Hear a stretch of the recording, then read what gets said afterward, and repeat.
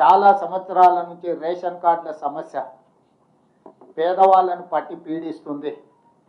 అందుకే ration card లేని అందరికీ నూతన రేషన్ కార్డు ఇవ్వాలని కూడా ఈ మంత్రివర్గ సమావేశంలో నిర్ణయం తీసుకోవడం జరిగింది. కాబట్టి ఈ అన్ని పథకాలు జనవరి 26, 2025 నుండి ప్రారంభం కాబోతున్నాయి. జనవరి 26, 2025కు ఒక ప్రత్యేకత ఉన్నది.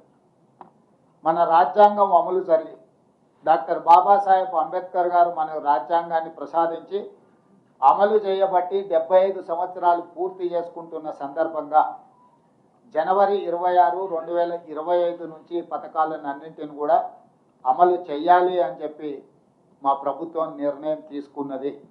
అదేవిధంగా వ్యవసాయ యోగ్యం కాని భూములు అంటే రాళ్ళు, రప్పలు, గుట్టలు, రోడ్లలో పోయిన వాటికి లేదా మైనింగ్ చేస్తున్న భూములకు లేదా నాలా కన్వర్షన్, రియల్ ఎస్టేట్ వెంచర్ పరిశ్రమలకు తీసుకున్న భూములు, అదేవిధంగా రైతుల నుంచి ప్రభుత్వం సేకరించిన భూములకు రైతు భరోసా వర్తింపజేయము.